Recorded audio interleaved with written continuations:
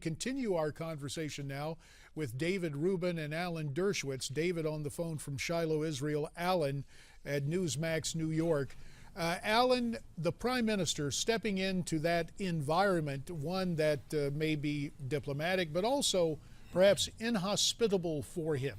Did it take courage for the Prime Minister to come out in these politically correct days and speak of anti-Semitism?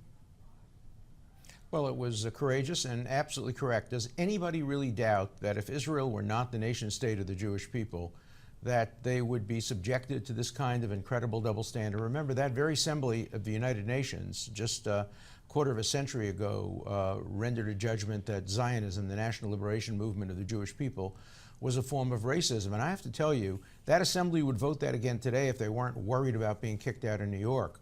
Many of the states that sit in that assembly don't even recognize Israel's right to exist, period. Although they claim to support a two-state solution, they don't even recognize one of the states to the two-state solution. So I think that anti-Semitism in several forms, from the hard right in Europe, from the hard left in Europe, from Muslim extremists in Europe, and even polite anti-Semitism, is returning to the United States. So when you consider the fact that the Metropolitan Opera is running as one of its major operas this year, the death of Klinghoffer, a man who was murdered in cold blood by terrorists. Would they do a film on the beheading of Foley? Would they do an opera on the beheading of Foley?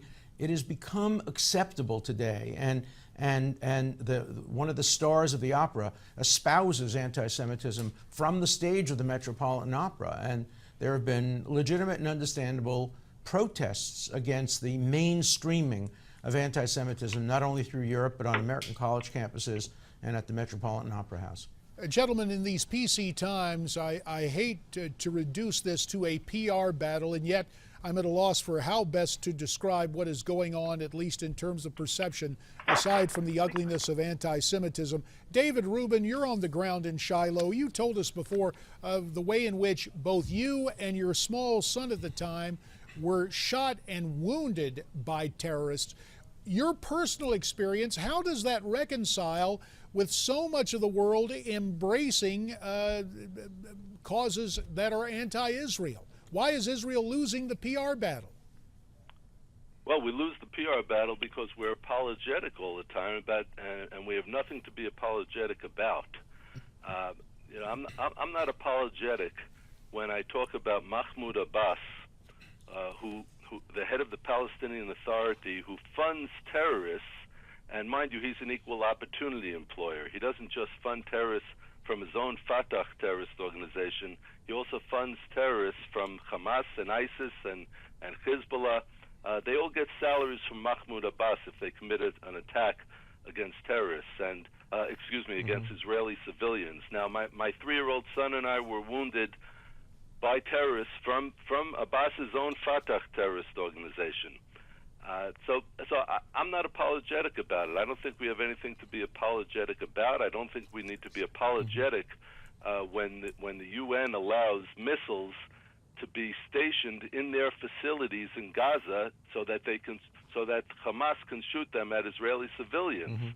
I think the UN is complicit in this, and we need to be saying that the UN is an accomplice in the attacks on Israeli civilians, not just defending ourselves, but stating the obvious. How did they not know that there are missiles in those facilities? Gentlemen, a minute 30 left. Alan, you had something to add. Go ahead.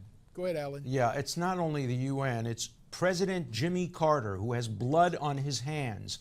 He's the one who advised Arafat not to accept the two-state solution that would have resulted in a Palestinian state. It's Bishop Tutu, who supports Hamas, which has a charter calling for the murder of every single Jew. That's what I mean by the mainstreaming, people like Jimmy Carter and Bishop Tutu.